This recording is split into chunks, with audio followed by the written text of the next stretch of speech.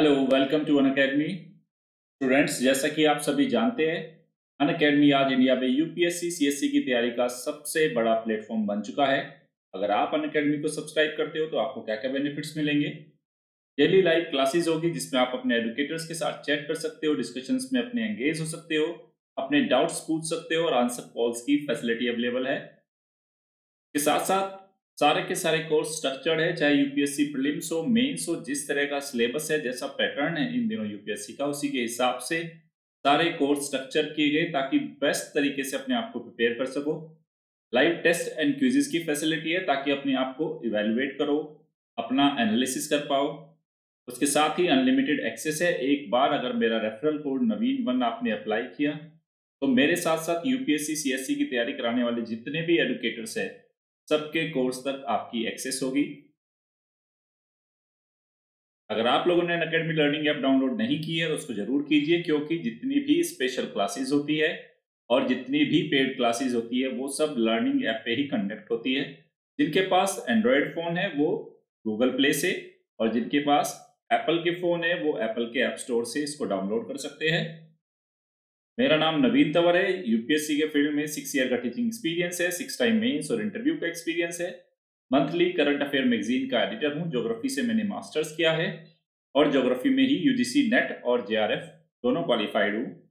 अगर आप मेरी क्लासेस के पीडीएफ चाहते हैं तो अनअकैडमी_नवीन तंवर नाम से टेलीग्राम चैनल है। सारी क्लासेस के मेरे अपडेट, सारे पीडीएफ यहीं पे मिलेंगे आपको। उसके साथ ही unacademy.com पे जाके आप मेरे नाम नवीन तंवर के नाम से मेरी प्रोफाइल को सर्च कीजिए और मेरे बहुत सारे कोर्सेज देख सकते हो वहां पे। मेरे साथ साथ अनअकैडमी पे आपको इंडिया के 100+ टॉप एजुकेटर्स से पढ़ने का मौका मिलेगा। सारे के सारे जो कोर्स है, सिलेबस है, कॉम्प्रिहेंसिवली कवर किया गया। Polity, governance, IR, geography, science tech, NCERT, history, optional, environment, ecology, art and culture, current affairs, Indian economy, practice and strategy session और आंसर राइटिंग कोर्सेज सब अवेलेबल है। तो आप अनअकैडमी को सब्सक्राइब करिए, और अगर आप सब्सक्राइब करते हो तो आपके पास दो ऑप्शन है। पहला है प्लस, जो 1 मंथ से लेके 3 ईयर तक का आपके सामने ऑप्शन है। जो 1 मंथ से लेके 3 ईयर, ध्यान रखना, तो जो 1 ईयर की जो फी है 49,500, 2 ईयर की है 72,000 और 3 ईयर की है 90,000। मेरा रेफरल कोड नवीन 1 अप्लाई करते हो तो 10% का डिस्काउंट मिलेगा। ओके। सेकंड ऑप्शन है आपके पास आइकॉनिक का।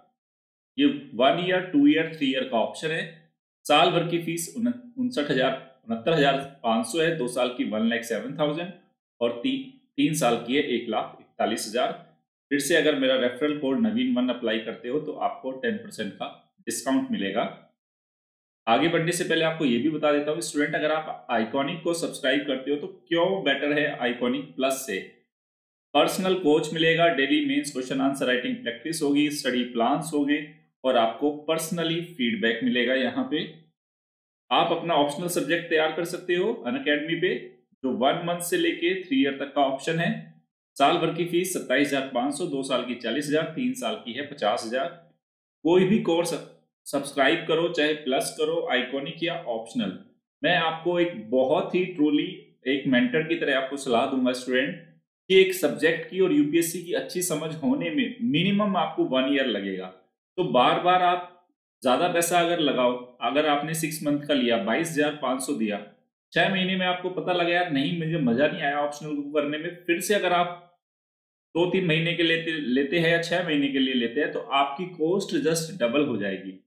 तो हमारे एक्सपीरियंस से सीखिए, जब भी कोर्स ले मिनिमम 1 ईयर का ले। ओके। यहाँ पे भी अगर आप मेरा रेफरल कोड नवीन 1 अप्लाई करते हो तो आपको 10% का डिस्काउंट मिलेगा। उसके साथ ही अनअकैडमी कॉम्बैट, ये मोस्ट कॉम्पिटिटिव गेमिफाइड बैटल है जो हर महीने 2 बार होगी। इस महीने एक बार 6 दिसंबर को हो चुकी, ये बैटल दूसरी बार होगी 20 दिसंबर को। टाइम है सुबह 11 बजे। ये देखिए होगा क्या, इसमें 45 मिनट में 60 क्वेश्चन पूछे जाएंगे, 13 कॉम्बैट्स होंगे, 6 सेक्शंस होंगे, रिलेटिव स्कोरिंग होगी और फोर्टनाइटली मतलब हर 15वें दिन में एक बार आपकी ये अल्टरनेटिव संडेज पे होगा। ये जो फर्स्ट विनर होगा इसको उसको एप्पल मैकबुक एयर मिलेगी, सेकंड को एप्पल आईपैड मिनी थर्ड को एप्पल एयरपोर्ट, और जो टॉप 100 रैंकर्स है उनको 1000 रुपये का अमेजोन वाउचर्स मिलेगा। उसके साथ ही मैं आपको बता देता हूँ, ये देखिए अगले साल जून 2021 में 27 जून के दिन एग्जाम है। अब आपके पास ज्यादा टाइम नहीं बचा है स्टूडेंट्स, केवल 6 महीने बचे हैं। तो अगर वास्तव में यूपीएससी का सपना देखा है तो सीरियस हो जाइए और जल्द से जल्द अनअकैडमी पे जुड़िए, अपने सिलेबस को कंप्लीट कीजिए। तो 6 मंथ के जीएस बैच कोर्स आपके सामने लॉन्च होने वाले हैं, ओके, जिसमें कंप्लीट जीएस सिलेबस कवर होगा, प्रीलिम्स टेस्ट सीरीज होगी, लाइव क्लासेस होगी, पीडीएफ मिलेंगे, स्ट्रक्चर शेड्यूल होगा, डाउट क्लियरिंग सेशन होंगे, आपके टॉप एजुकेटर से पढ़ने का मौका मिलेगा। और ये पहला जो बैच है, ये बाइलिंगुअल बैच आपका 15 दिसंबर को शुरू होगा। बहुत सारे बैचेस लॉन्च होने वाले हैं जो 14 दिसंबर से, ओके। तो उसमें कुछ सेशन 2021 के लिए है, 22 के लिए भी है और 23 के लिए भी। तो जो बच्चा जिस साल के लिए तैयारी कर रहा है, बहुत सीरियसली आप इन बैच में एनरोल हो जाइए और अपने प्रीलिम्स को सिक्योर कीजिए। अब ज्यादा टाइम नहीं है आप लोगों के पास, बस ध्यान रखिए, अगर आपको 10% का डिस्काउंट चाहिए और मेरी मेंटरशिप चाहिए तो रेफरल कोड नवीन1 को आपको अप्लाई करना होगा। ध्यान रहे, नवीन1। उसके साथ ही आप अनअकैडमी प्लस पे मेरे पेड कोर्स नीतिशास्त्र, सत्यनिष्ठा और अभिरुचि, ये रनिंग कोर्स है, इसको देख सकते हैं। जो आज का हमारा सेशन, जैसे कि आप जानते हो, करंट अफेयर सेशन है, daily news analysis, current affair MCQs और टॉपिक ऑफ द डे। आज 14 दिसंबर है, तो शुरू करते हैं। ये देखो, ये बहुत ही शानदार खबर है स्टूडेंट, आज के इंडियन एक्सप्रेस में भी और आज के द हिंदू में भी। देखो, द हिंदू और इंडियन एक्सप्रेस को लेके कई बार बहुत सारे बच्चों के मन में बहुत सारे डाउट होते हैं। मैं ये कहता हूं, ये दोनों न्यूज़पेपर का अपना अपना रोल है। कुछ सेगमेंट में द हिंदू अपने आप में बहुत अच्छी न्यूज कवर करता है और कुछ सेगमेंट में इंडियन एक्सप्रेस। लेकिन आप किसी स्टूडेंट के लिए दो दो न्यूज़पेपर पढ़ना फिजिबल नहीं है, मैं उसको सही नहीं मानता। तो ये सारी मेहनत मैं आप लोगों के लिए कर रहा हूं, तो आप सिर्फ पढ़िए। आज के द हिंदू की भी सेम खबर देखना और इंडियन एक्सप्रेस की। इंडियन एक्सप्रेस में बहुत डिटेल में स्टडी की गई है, जो ये है नेशनल फैमिली हेल्थ सर्वे 2019 और 20। ये देखिए, नेशनल फैमिली हेल्थ सर्वे, ये करवाता कौन है? स्वास्थ्य और परिवार कल्याण मंत्रालय द्वारा इसको कंडक्ट कराया जाता है। जैसे कि नाम से ही स्पष्ट है, परिवार के स्वास्थ्य का सर्वेक्षण है। देश के अंदर जितने भी परिवार है, चाहे राज्यों के अंदर चाहे केंद्र शासित प्रदेशों के अंदर, उनके स्वास्थ्य की क्या स्थिति है, उसकी एक स्टडी है ये। तो अभी जो लेटेस्ट जो आपका इंफॉर्मेशन आया है, सर्वे आया है, 2019-20 का है। अब ये जाएगा कहां? सबसे पहले general studies paper first, society. General studies paper 2, सरकार की नीतियां किस तरह से प्रभावी रही और सोशल जस्टिस कर पा रहे हैं हम या नहीं। Paper number 3, economy, human resource के रूप में, और हेल्थ वाला जो टॉपिक है वहां पे जाएगा। तीनों पेपर के लिए इंपॉर्टेंट है। चलते हैं, शुरू करते हैं। ये देखो स्टूडेंट, अगर जैसे आपने जाना है एसडीजी गोल्स है हमारे 2015 से लेके 30 के लिए। हमने इन 15 सालों में कुछ टारगेट्स बताए हैं कि 17 टारगेट हमें अचीव करने हैं। दुनिया भर के सारे देश इसके लिए प्रयास कर रहे हैं। अब किस देश ने किस गोल को लेके कितने सारे एफर्ट्स किए हैं, कितनी दूरी तय कर ली उन टारगेट्स को अचीव करने के लिए।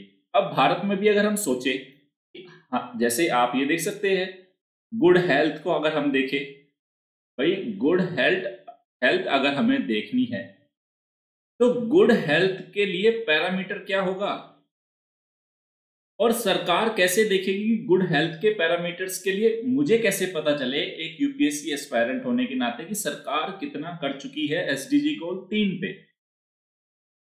तो एसडीजी गोल 3 है वो हेल्थ के ऊपर है, और इस एसडीजी गोल जो 3 है इसमें हमने कितनी दूरी कवर कर ली, सरकार के प्रयास नीतियां कितनी सफल रही, उनको स्टडी करने में नेशनल फैमिली हेल्थ सर्वे के डाटा सबसे ज्यादा उपयोगी होते हैं। इस बात को ध्यान रखना। तो आज हम देखेंगे कि एसडीजी गोल 3 की दिशा में हम कितना चल चुके हैं।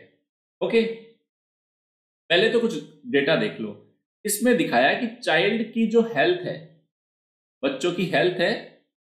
Proportion of stunted children, stunted children ऐसे होते हैं, स्टंटिंग क्या होता है, 5 साल से कम उम्र के ऐसे बच्चे, उनकी एज के हिसाब से उनकी हाइट को हम कंसीडर करते हैं, स्टडी करते हैं। मतलब अगर 3 साल का बच्चा है, 2 साल का है, तो उस उम्र के हिसाब से उसका हाइट कितनी है। तो ये देखिए यहाँ पे कुछ प्रमुख राज्य दिखाए गए हैं। हालांकि जो अभी नेशनल फैमिली हेल्थ सर्वे के जो ये डेटा आए हैं, ये 5th राउंड चल रहा है। अब से पहले 4 राउंड के हमारे पास डेटा आ चुके। ये पहला राउंड 1992 में शुरू हुआ था, तब से लेके 2000 अभी 19 तक के हमारे पास 5th राउंड के डेटा है। 5th राउंड के भी हमारे अभी चरण 1 फेज 1 के डेटा आए हैं, जिसमें 22 राज्यों के डेटा अवेलेबल है। अभी बहुत सारे और राज्यों के डेटा आने वाले बाकी है। तो जिन राज्यों के डेटा आ चुके हैं, तो सबसे पहले दिखाया गया है स्टंटिंग, यानी कि उम्र के हिसाब से जितनी उम्र है बच्चे की उसकी हाइट है या नहीं। तो आप ये देखिए यहाँ पे आंध्र प्रदेश, तेलंगाना, असम, बिहार, गुजरात, कर्नाटक, केरल, महाराष्ट्र, वेस्ट बंगाल और जम्मू कश्मीर। यहाँ पे आप देख सकते हैं स्टूडेंट, केवल 1 से 2 राज्य ही ऐसे हैं। देखो आपका एक राज्य तो है तेलंगाना, जहां पिछले सर्वे में 33.1% बच्चे स्टंटेड थे, वहां 28% है, यानी कि यहाँ स्थिति सुधरी है। यहाँ वाले में स्थिति देखो, ये स्थिति खराब हुई है, यहाँ पे ये बढ़ा है, ये घटा है, ये वाला फिर बढ़ा। देखो बिहार की हालत कितनी खराब है, गुजरात ने थोड़ा सा इंप्रूवमेंट किया है, कर्नाटक में फिर हालत खराब हुई, केरल ने इंप्रूवमेंट किया, महाराष्ट्र में भी लिटिल इंप्रूवमेंट है, वेस्ट बंगाल में देखो पॉइंट्स में इंप्रूवमेंट आ रहा है, यहाँ पे फिर हालत खराब हुई है। यानी कि ज्यादातर राज्यों में बच्चों की स्वास्थ्य की स्थिति अगर हम देखें स्टंटेड के फॉर्म मतलब रूप में, कि उम्र के हिसाब से उनकी हाइट बच्चों की उतनी है या नहीं, तो ये स्थिति खराब है। दूसरा ये देखो, ये जो इधर वाला है 2019-20 का डेटा है, और ये इधर वाला है 2015-16 का है। आगे देखो, फिर यहां पे हम देखेंगे वेस्टेड चिल्ड्रन, ये 2019-20 और ये 2015। फिर देखेंगे अंडरवेट 2019-20, अंडरवेट 2015-16। फिर हम देखेंगे IMR इन्फेंट मोर्टेलिटी रेट 2019-20 में क्या है और 2015-16 में क्या थी। तो आप इन डेटास को अगर स्टडी करोगे तो स्टूडेंट देखिए यहाँ पे जो हालत है, फिर ज्यादातर राज्यों में वेस्टिंग की जो सिचुएशन है, वेस्टिंग होता है हाइट के हिसाब से, वेट हाइट के हिसाब से बच्चे का वजन कितना है उसको वेस्टिंग बोलते हैं। स्टंटिंग क्या थी, उम्र के हिसाब से हाइट। तो यहां पे आप देख सकते हो आंध्र प्रदेश में फिर क्या हुआ, ये थोड़ा घटा है, वेस्टिंग की सिचुएशन इंप्रूव हुई है, लेकिन तेलंगाना में खराब हुई, असम में खराब हुई, बिहार में खराब हुई, गुजरात में थोड़ी सी सुधरी है। फिर यहाँ पे देखो कर्नाटक में थोड़ी सुधरी है, केरल में फिर खराब हो गई, महाराष्ट्र में जैसी थी वैसी ही है, वेस्ट बंगाल भी वैसा ही है, और जम्मू कश्मीर में भी वेस्टिंग की स्थिति चिंताजनक है। तो ये हमारे पास आंकड़े ऐसे हैं जो हमें देश के स्वास्थ्य, आज का बच्चा कल का भविष्य है। तो आज अगर वो स्वास्थ्य से पीड़ित है, स्वास्थ्य की समस्याओं को लेकर पीड़ित है, तो कल वो एक मानव पूंजी में कन्वर्ट नहीं होगा। तो ये आंकड़े बताते हैं कि SDG गोल का जो दिशा में हमारे प्रयास है, वो हम कितनी दूरी तय कर चुके हैं, अभी कितना करना बाकी है। फिर देखो आगे, अब ये पूरा सर्वे क्या कह रहा है, नेशनल फैमिली हेल्थ सर्वे, ये सर्वे है 2019-20। तो स्वास्थ्य और परिवार कल्याण मंत्रालय द्वारा नेशनल फैमिली हेल्थ सर्वे 2019-20 के फर्स्ट फेज के डेटा आए हैं। अभी कुछ राज्य बाकी है, क्योंकि वैसे तो इस साल ही हो जाने थे, लेकिन कोविड आ गया तो ये एक्सरसाइज रोक दी थी। तो सरकार जो ये डेटा आया है, इसके अनुसार देश में स्वच्छता, पेयजल और ईंधन तक बेहतर पहुंच और स्थिति के बावजूद भी बहुत सारे राज्यों में कुपोषण की स्थिति बहुत ज्यादा खराब है। कुपोषण मतलब कुपोषण होगा तो बच्चे का क्या होगा भाई, उम्र के हिसाब से उसकी हाइट ठीक नहीं होगी। कुपोषण है तो हाइट के हिसाब से उसका वजन ठीक नहीं होगा। समझ रहे हो ना, ये कुपोषण के ही तो लक्षण है। तो ये ही बोला गया कि विभिन्न राज्यों में कुपोषण की स्थिति बहुत खराब है। जो ताजा डाटा है उसमें 17 राज्य, वहां शायद मैंने 22 बोला था, करेक्ट कर लेंगे, 17 राज्यों के आंकड़े आए हैं, जिसमें से महाराष्ट्र, बिहार, पश्चिमी बंगाल और 5 केंद्र शासित प्रदेशों के भी आंकड़े हैं। इसके जो सेकंड चरण में उत्तर प्रदेश के, पंजाब के, मध्य प्रदेश आदि राज्यों के आंकड़े आएंगे और माना जा रहा है कि अगले साल मई 2021 तक हमें सारे फाइनल आंकड़े मिल जाएंगे नेशनल फैमिली हेल्थ सर्वे के राउंड 5 के। आगे देखते हैं। अब जो फर्स्ट फेज के डेटा हमारे पास है उससे पता चलता है चाइल्ड स्टंटिंग। स्टंटिंग का मतलब क्या हुआ? आपकी एज के हिसाब से हाइट, चाइल्ड वेस्टिंग हाइट के हिसाब से वेट, और चाइल्ड अंडरवेट मतलब उसका कम वजन होना, और चाइल्ड मोर्टेलिटी रेट होता है कि 5 साल से कम उम्र के बच्चे, मतलब प्रति 1000 जीवित जन्म पर कितने बच्चों की डेथ होती है 5 साल से कम के, उनको बोलते हैं CMR।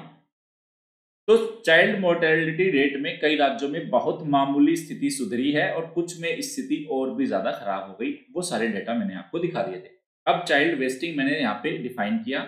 इसके अंतर्गत ऊंचाई के हिसाब से वजन का अध्ययन किया जाता है। तो देखो वेस्टिंग क्या था? हाइट के हिसाब से वजन को स्टडी का करते हैं हम इसमें।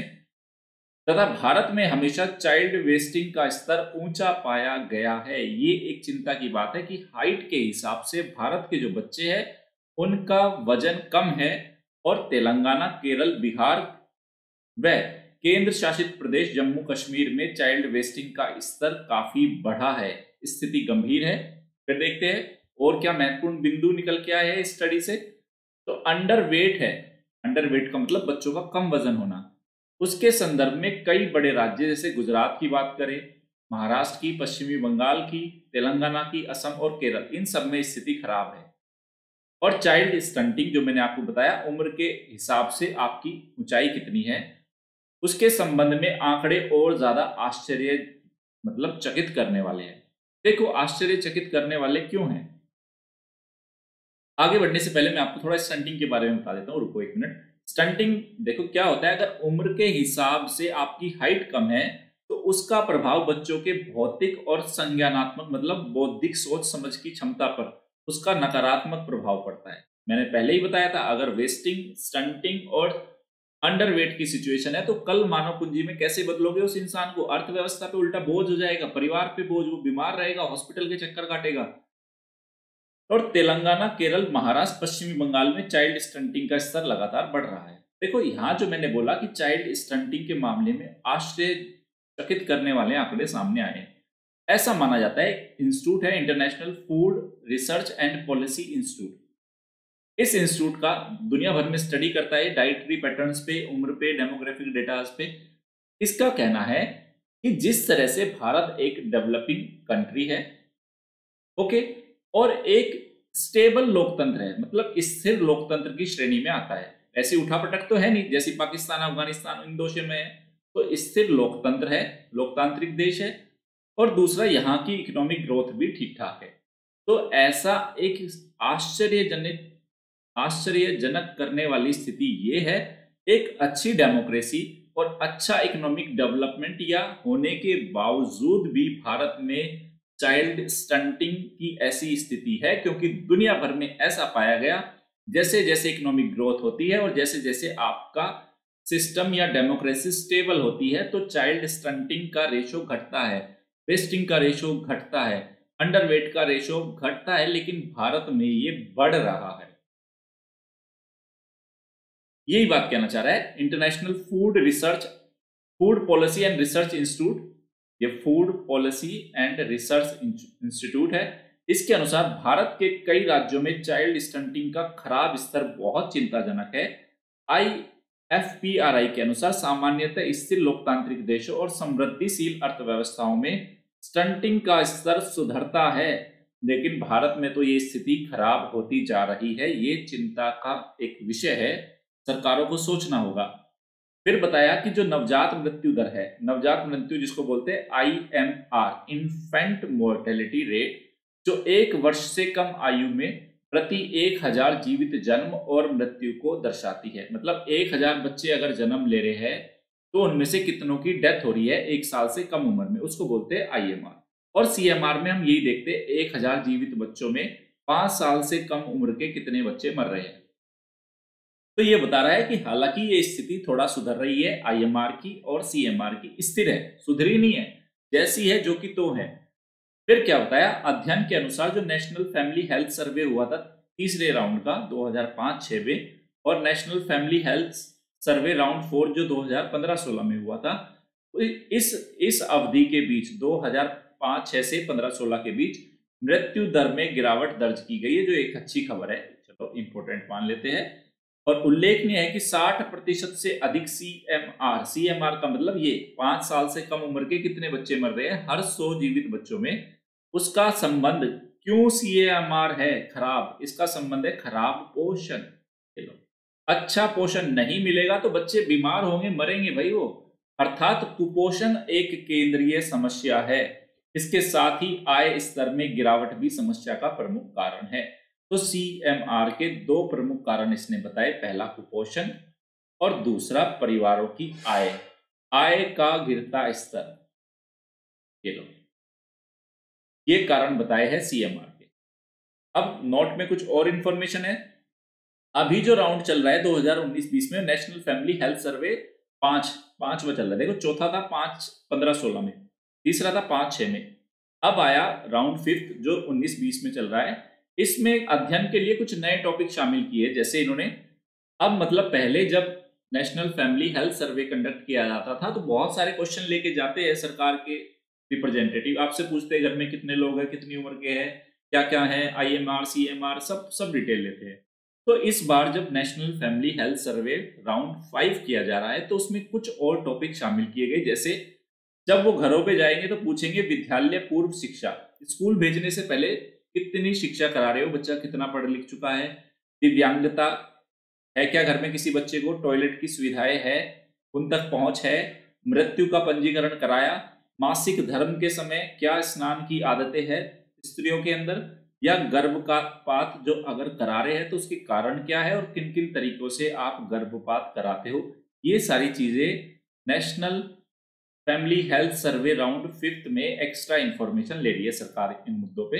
फिर देखो राष्ट्रीय परिवार स्वास्थ्य सर्वेक्षण, जिसको नेशनल फैमिली हेल्थ सर्वे, पूरे भारत में वृहद स्तर पे मतलब लार्ज स्केल की एक एक्टिविटी है, पूरे भारत में होती है और बहुत सारे फेजेस में होती है। हमने भी देखा अभी नेशनल फैमिली हेल्थ सर्वे का जो फेज मतलब 5वां राउंड है उसका फेज 1 के ही डेटा आए हैं।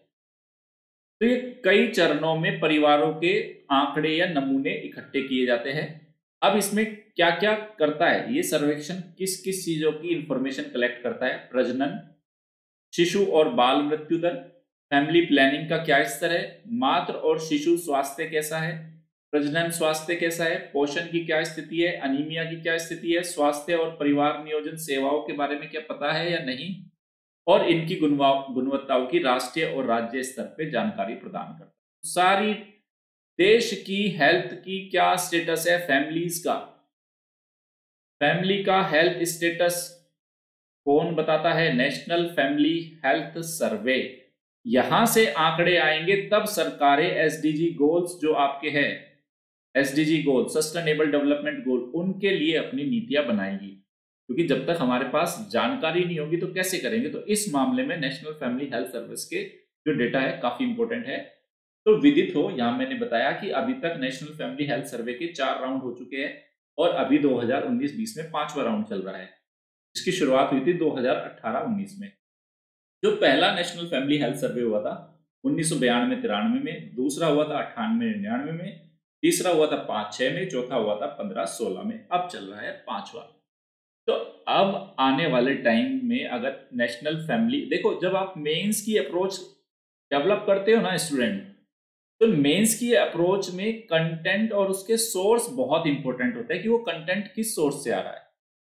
तो जब भी आपको फैमिली हेल्थ के बारे में कोई भी डेटा चाहिए तो दिमाग सीधा क्लिक करना चाहिए कि दाएं बाएं भटकने से सीधा बढ़िया है नेशनल फैमिली हेल्थ सर्वे का जो 5th राउंड है या 4th राउंड है, वहां से डेटा निकालिए, इजीली अवेलेबल हो जाएगा आपको। अब कुछ और महत्वपूर्ण आंकड़े थे इस सर्वेक्षण के, काफी बड़ा, क्योंकि पूरा एक न्यूज़पेपर भर के आया है आज इस पे नेशनल फैमिली हेल्थ सर्वे पे। ये क्या कह रहा है, इसके द्वारा जो आंकड़े इकट्ठे किए गए उसमें 22 राज्यों और केंद्र शासित प्रदेशों में इंटरनेट को भी स्टडी किया गया कि इंटरनेट तक लोगों की कितनी पहुंच है। तो इंटरनेट के उपयोग के मामले में इसने देखा जो महिला पुरुष और ग्रामीण और शहरी विभाजन देखने को मिला। मतलब इंटरनेट का इस्तेमाल अगर कर रहे हैं इंटरनेट को तो दो चीजें देखी गई, इंटरनेट के इस्तेमाल में अर्बन और रूरल एरिया में क्या गैप है और मेल और फीमेल की क्या सिचुएशन है। अब ये देख रहा है, ये क्या कह रहा है, सर्वेक्षण के अनुसार ग्रामीण क्षेत्रों में 10 में से 3 से भी कम महिलाएं इंटरनेट का उपयोग करती है और शहरी क्षेत्रों में कितने हैं, ये 10 में से 6 महिलाएं। मतलब ग्रामीण क्षेत्रों में इसका मतलब इंटरनेट का इस्तेमाल महिलाएं कम करती है, शहरी क्षेत्रों में ज्यादा करती है। फिर क्या कह रहा है कि इस सर्वेक्षण में पहली बार महिला और पुरुष द्वारा इंटरनेट उपयोग के आंकड़े प्राप्त हुए हैं। तो देश में अगर देखा जाए एवरेज रूप से 62.16% पुरुष इंटरनेट का इस्तेमाल कर रहे हैं। वहीं महिलाओं के लिए क्या है ये रेशो, देखो 42%, महिलाएं 42% और पुरुष है 62%। तो कितना बड़ा गैप है, 20% का गैप है। ओके, फिर देखो ग्रामीण क्षेत्रों में 33% महिलाएं इंटरनेट का इस्तेमाल उन्होंने या करती है या कभी किया है, जबकि शहरी क्षेत्रों में कितने प्रतिशत, जबकि गांव क्षेत्रों में पुरुष कितना इस्तेमाल कर रहे हैं। देखो रूरल में महिलाएं कितना इस्तेमाल कर रही है, 33.94%, और रूरल में जो मेल कितना कर रहे हैं, 55.6%। यहां भी लगभग 22% का फर्क है। तो याद रखना, इंटरनेट आने वाले टाइम में सूचनाओं तक पहुंच का, बहुत सारे लाभ की प्राप्ति का एक साधन होने वाला है। तो नेशनल फैमिली हेल्थ सर्वे ये भी बता रहा है कि इंटरनेट के इस्तेमाल को लेके कितना विभाजन है देश के अंदर, गांव शहरी क्षेत्र में और महिलाओं और पुरुष में। फिर देखो शहरी क्षेत्रों में कितने प्रतिशत महिला इंटरनेट का इस्तेमाल करती है, 56%, और जबकि कितने प्रतिशत पुरुष कर रहे हैं, 73%। फिर देखो कितना परसेंट हो गया लगभग, ये फिर से 17-18% का गैप है। और ऐसे राज्य जहां 50% से ज्यादा महिलाएं इंटरनेट का इस्तेमाल कर रही है वो है गोवा, हिमाचल प्रदेश, केरल, महाराष्ट्र, सिक्किम, मिजोरम और मणिपुर, मेघालय। ये कुछ गिने चुने राज्य है। जहां महिलाओं द्वारा कम इंटरनेट का इस्तेमाल किया जाता है वो है आंध्र प्रदेश, बिहार, त्रिपुरा, तेलंगाना और गुजरात। तो उल्लेखनीय है, नेशनल फैमिली हेल्थ सर्वे सतत विकास लक्ष्यों की प्राप्ति की दिशा में भारत के किए गए प्रयासों का संकेतक है। हमें पता चलेगा कि हेल्थ के सेक्टर में हमने कितने कदम चल लिए, उसकी स्थिति बताता है नेशनल फैमिली हेल्थ सर्वे, जिससे पता चलेगा कि भारत द्वारा क्या क्या प्रयास किए गए हैं और अभी क्या और प्रयास किए जाने बाकी है। मेरे हिसाब से बहुत इंपॉर्टेंट इंफॉर्मेशन है, प्रीलिम्स के पॉइंट ऑफ व्यू से, मेंस के पॉइंट ऑफ व्यू से, इंटरव्यू के पॉइंट ऑफ व्यू से और एसए के पॉइंट ऑफ व्यू से। बहुत इंपॉर्टेंट ये न्यूज थी आज की। नेक्स्ट है, ये बहुत शानदार खबर है, आज के इंडियन एक्सप्रेस की है, काउंटिंग वर्कर्स इन। अब ये देखो देखो स्टूडेंट, जब कोविड-19 पेंडेमिक में लॉकडाउन लगे तो आपने देखा था श्रमिक, आप प्रवासी जो लोग थे, प्रवासी लोग थे, वो बाहर दौड़ दौड़ के निकले अपने घरों तक वापस पहुंचने के लिए। अब दिल्ली के अंदर, मुंबई के अंदर कितने प्रवासी है सरकार को खुद नहीं पता, उन राज्यों को भी नहीं पता कि जहां के वो प्रवासी थे। सपोज करो उड़ीसा से कोई महाराष्ट्र गया था, तो ना तो महाराष्ट्र सरकार को ये पूरी खबर कि उड़ीसा से, बिहार से, झारखंड से, यूपी से कितने लोग इन राज्यों महाराष्ट्र में गए, एक तो सरकार के पास कोई आंकड़ा नहीं है। फिर दूसरा, ये उड़ीसा, बिहार, झारखंड, यूपी, इन सरकारों को भी नहीं पता कि हमारे कितने लोग बाहर गए हैं, यानी कि उड़ीसा से कितने लोग महाराष्ट्र गए हैं, एमपी गए हैं, ओके, तेलंगाना गए, इनको भी नहीं पता। तो आपके पास श्रमिकों के आंकड़े ही नहीं है। तो कोविड-19 पेंडेमिक ने ये तो स्थिति साफ कर दी कि अगर आपको इन फ्यूचर किसी भी इस तरह के पेंडेमिक से या किसी और समस्या से लड़ना है, जूझना है, तो आपके पास आंकड़े होने जरूरी है। तो इसी सारी चीज को देखते हुए जो केंद्र सरकार का जो श्रम मंत्रालय है उसने कहा है कि अब वो क्या करेगा कि आंकड़े रखेगा, किसके, वर्कर्स के, एक डेटाबेस बनाएगा माइग्रेंट्स और अनऑर्गेनाइज सेक्टर्स में काम करने वाले वर्कर्स के लिए। इस आंकड़े से क्या होगा, केंद्र सरकार, राज्य सरकारों के पास सूचनाएं होंगी, कितने लोग कहाँ है, कैसे है, कितनी सर्विसेज, क्या क्या बेनिफिट्स देने हैं, कितनी तैयारी करनी है, उस दिशा में एक कदम होगा। तो जनरल स्टडीज पेपर 2 प्लानिंग का हिस्सा है। जनरल स्टडीज पेपर 3 एक आपके ह्यूमन रिसोर्स मोबिलाइजेशन का इश्यू है। देखते हैं पूरी खबर क्या है। ये देखो, एक एक्ट है inter state migrant workman act 1979। आपके मन में सबसे पहले प्रश्न यही उठा होगा कि क्या प्रवासियों के लिए कोई एक्ट है क्या, या सरकारों को आज तक पता ही नहीं था कि इस तरह के भी कोई एक्ट या इस तरह की इंफॉर्मेशन रखनी चाहिए। तो ऐसे में जिक्र आता है inter state migrant workman act 1979। ये क्या कह रहा है? अंतर प्रवासी मजदूर अधिनियम 1979 यह प्रावधान करता है कि ऐसे एस्टेब्लिशमेंट, ऐसी संस्थाएं, ऐसे अधिष्ठान जो अंतरराज्य प्रवासियों को नौकरी देते हैं, यानी कि अगर मुंबई में, दिल्ली में ऐसी कोई इंडस्ट्री है, कोई कंपनी है, ऐसे इंस्टीट्यूशंस है जो बाहर के लोगों को रोजगार दे रहे हैं, तब उनके द्वारा प्रवासियों का पंजीकरण किया जाना चाहिए। मतलब अगर बिहार से कोई आदमी यूपी आ रहा है, दिल्ली आ रहा है, महाराष्ट्र आ रहा है और वहां नौकरी कर रहा है, तो जिस संस्थान के अंदर काम कर रहा है उनके द्वारा उनका पंजीकरण किया जाना चाहिए। और ऐसे ठेकेदार, ऐसे कॉन्ट्रैक्टर जो इन प्रवासियों को रिक्रूट कर रहे हैं, उन्हें भी लाइसेंस दिया जाना चाहिए। यह प्रावधान किया गया था 1989 का एक्ट था, inter state migrant workman act. लेकिन एक्ट तो बन गया, इसका कभी क्रियान्वयन नहीं हुआ। ना तो ऐसे संस्थाओं ने, संगठनों ने, अधिष्ठानों ने ऐसी कोई इनका पंजीकरण रखा, ना सरकारों के साथ शेयर किया। तो दिक्कत जो हमें कोविड-19 पेंडेमिक में झेलनी पड़ गई। उपरोक्त अधिनियम का समुचित क्रियान्वयन, ये देखो, राज्य मशीनरियों को राहत प्रयासों में उपयुक्त सूचना प्रदान कर सकता है। तो भाई अगर ऐसी इंफॉर्मेशन राज्य सरकारों के पास होती पहले से ही, तो कोविड-19 पेंडेमिक में कितने प्रवासी है, किनको कैसे भेजना है, कब भेजना है, सारी इंफॉर्मेशन होती। तो बाद में सब कुछ ऐसा उलट पुलट सब कुछ हो गया, आपने देखा ही है। तो सरकारों को राहत प्रयासों में मदद करती है ऐसी इंफॉर्मेशन। लेकिन इस अधिनियम के बावजूद प्रवासी मजदूरों के विषय में इस प्रकार की सूचनाएं एकत्रित नहीं की गई थी और राज्य और केंद्र सरकारों के पास जो ये सूचनाएं उपलब्ध हो। अब अंतर राज्य प्रवासियों के संबंध में इस प्रकार की सूचनाओं को एकत्रित करने के लिए सरकार एक डाटाबेस बनाना चाहती है, ये लोग, कि हमारे पास इंफॉर्मेशन होनी चाहिए इन लोगों की। तो श्रम मंत्रालय क्या करना चाहता है? अनौपचारिक अर्थव्यवस्था में संलग्न, यानी कि अनऑर्गेनाइज सेक्टर में, या असंगठित कहूंगा मैं, असंगठित कह लो, या इनफॉर्मल सेक्टर में संलग्न श्रमिकों और प्रवासी मजदूरों के संबंध में एक डेटाबेस का निर्माण करना चाहती है। और अब इसके लिए आंकड़े कहां से आएंगे? तो इस संबंध में सरकार क्या कह रही है कि हम मनरेगा एक राष्ट्र एक राशन कार्ड के डेटाबेस का इस्तेमाल कर लेंगे और इन प्रवासी मजदूरों का हम पंजीकरण करेंगे। और चलो ये तो आप ठीक है कि कुछ आंकड़े तो आपने मनरेगा से निकाल लिए, कुछ एक राष्ट्र एक राशन कार्ड से निकाल लिए, लेकिन बहुत सारे मजदूर और श्रमिक तो ऐसे हैं मनरेगा में भी काम नहीं कर रहे, और जिनके पास one ration one card scheme के तहत वो कवर्ड भी नहीं है, तो उनके लिए इंफॉर्मेशन कहां से लाओगे? फिर देखो सरकार क्या कह रही है कि इसके अलावा कुछ ऐसे सेक्टर्स है जैसे गिग इकोनॉमी।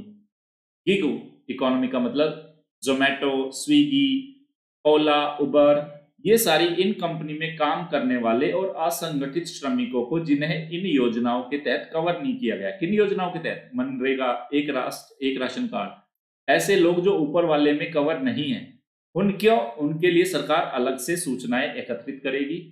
अब इनके लिए कैसे एकत्रित करेगी?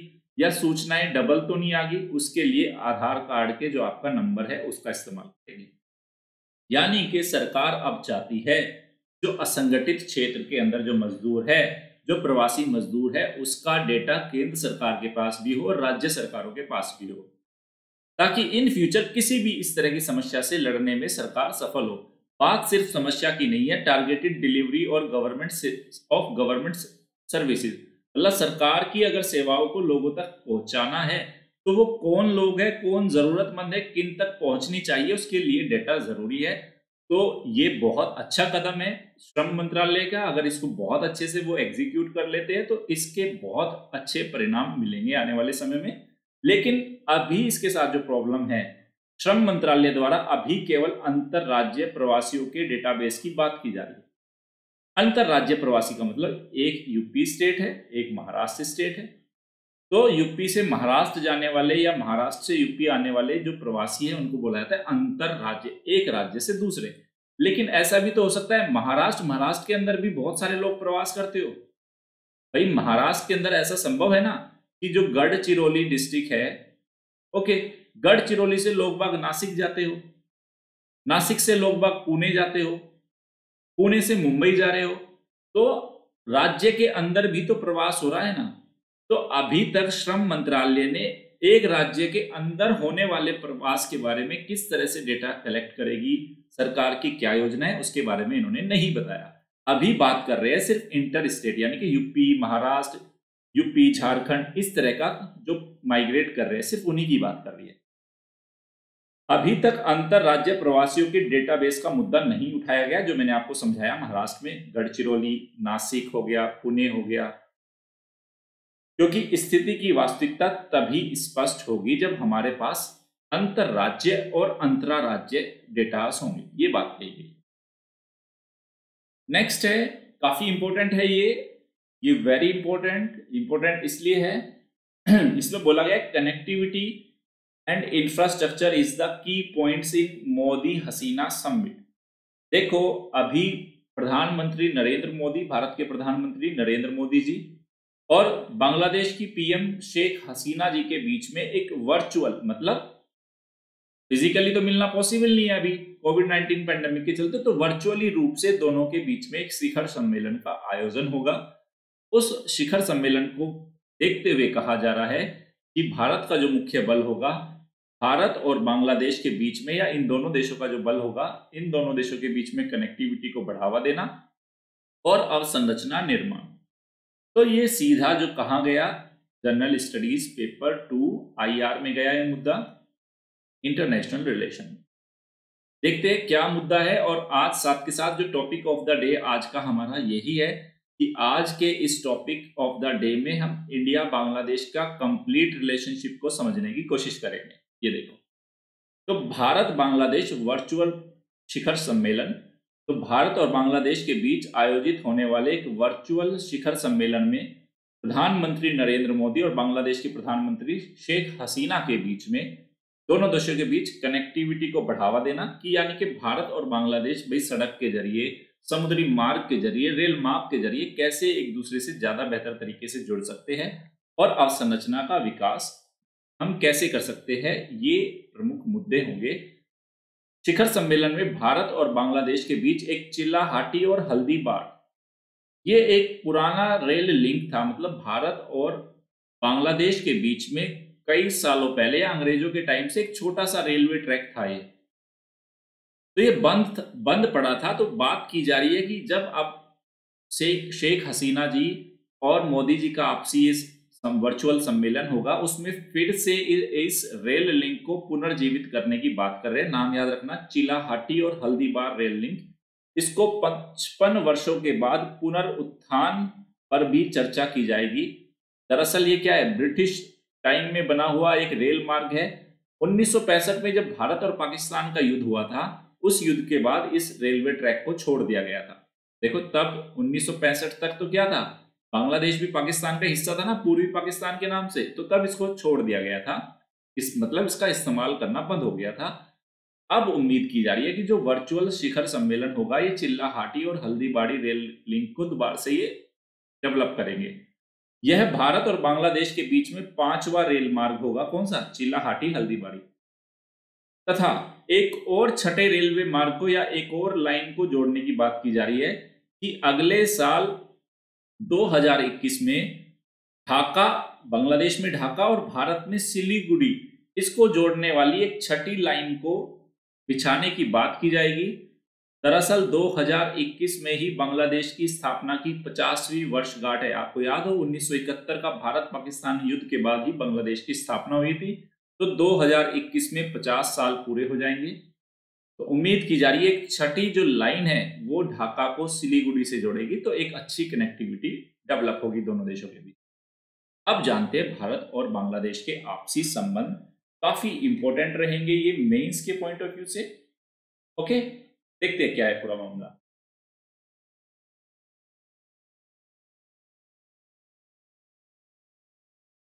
साझा इतिहास और विरासत। देखो, भारत और बांग्लादेश का हिस्ट्री कॉमन रही है, आजादी की लड़ाई साथ मिलकर लड़ी, कॉमन हेरिटेज रहा है, और भाषाई और सांस्कृतिक संबंध पुराने ही है। एक ही देश था, ये तो बाद में अलग हुआ, संगीत, कला और साहित्य के जो जुनून है भारत और पाकिस्तानी संबंधों को विशेष महत्व और दूरदृष्टि प्रदान करते हैं। तो भारत के लिए बांग्लादेश का देखो महत्व क्यों है, सबसे पहले ये जानते हैं। भू राजनीतिक महत्व सबसे बड़ा इंपॉर्टेंट है। जो बांग्लादेश की लोकेशन है वो हमारे लिए कैसे इंपॉर्टेंट है। देखो बांग्लादेश भारत के मुख्य भूभाग से जुड़ा हुआ है, भाई बंगाल से, उधर नॉर्थ ईस्ट से जुड़ा हुआ है, और सभी उत्तर पूर्वी राज्यों के बीच में इसका एक सामरिक महत्व है।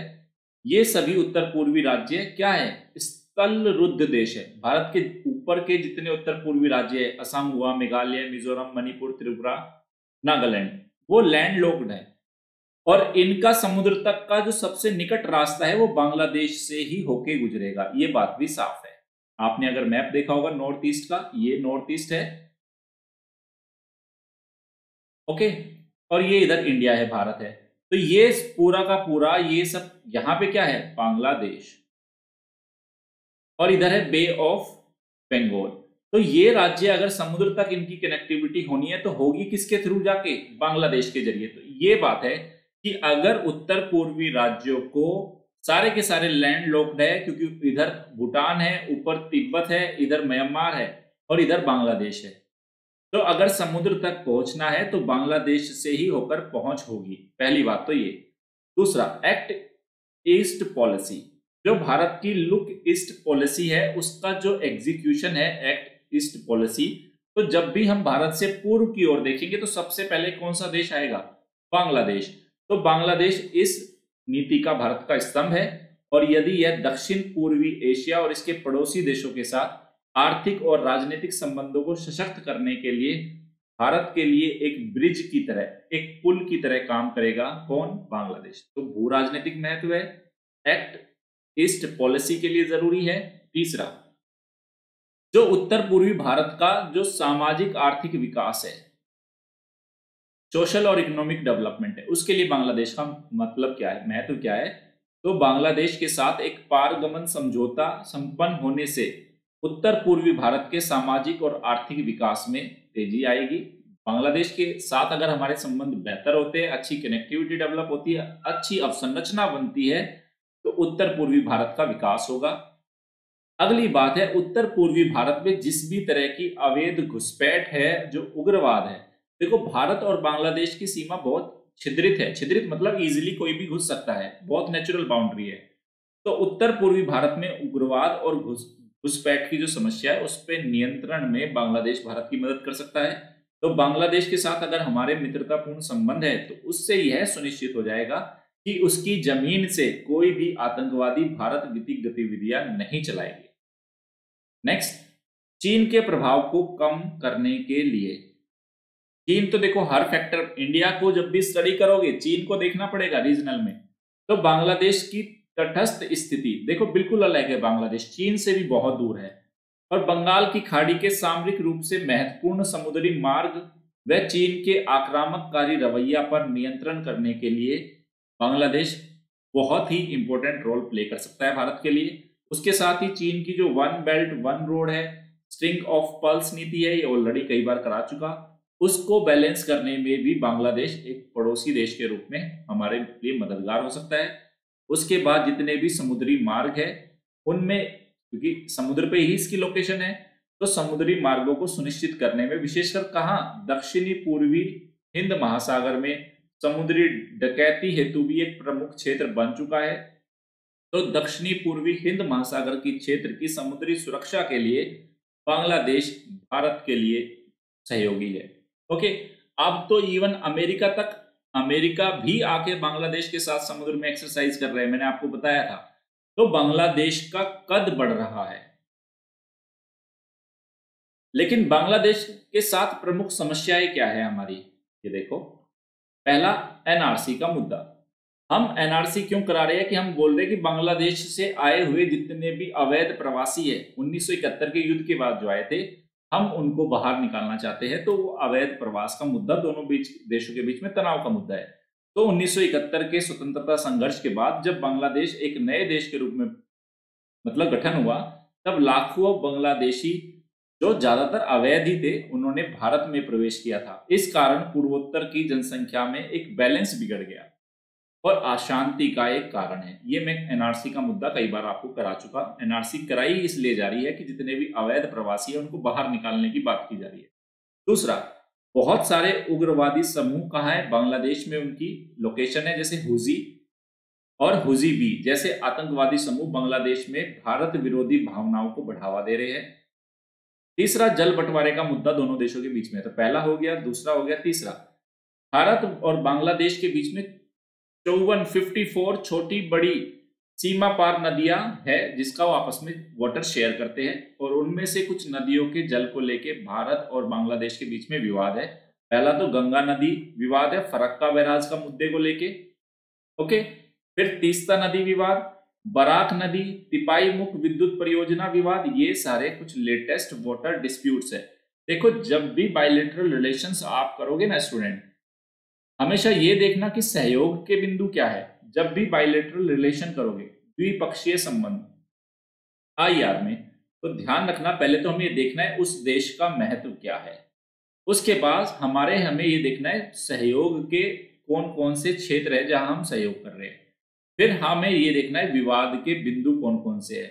फिर पांचवा पॉइंट हमें देखना है कि हमने जो ताजा या नवीन प्रयास कौन कौन से किए हैं उन चीजों को सॉल्व करने के लिए। फिर हमें यह देखना है कि निष्कर्ष में हम क्या कर सकते हैं। अगर ये अप्रोच आपका बायलैटरल रिलेशन करने को हैंडल करने का रहा तो क्वेश्चन इजीली हैंडल हो जाएगा। बस इन दिनों देख लेना उसमें चीनी फैक्टर का क्या रोल है, चीन का क्या भूमिका है और क्या उस देश के साथ हमारे ऐतिहासिक और सांस्कृतिक संबंध है या नहीं। ऐतिहासिक और सांस्कृतिक संबंध, क्योंकि ये सॉफ्ट पावर पॉलिसी के रूप में काम आने वाले। इतना इस तरह का नजरिया रखना, इजीली आपकी आईआर की अच्छी समझ पैदा हो जाएगी। उम्मीद कर रहा हूं कि ये चीजें किसी भी तरह से कोई डाउट नहीं है आपको।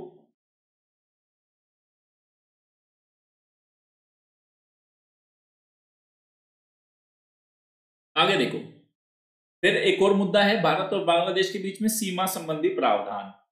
भाई देखो, सीमा से बांग्लादेश और भारत की एक नेचुरल बॉर्डर है, तो बहुत सारे जो प्रॉब्लम है जैसे अवैध हथियार, नकली करेंसी, नशीले पदार्थ, पशुओं की और मानव तस्करी के लिए मतलब कुख्यात है बांग्लादेश की सीमा भारत के लिए।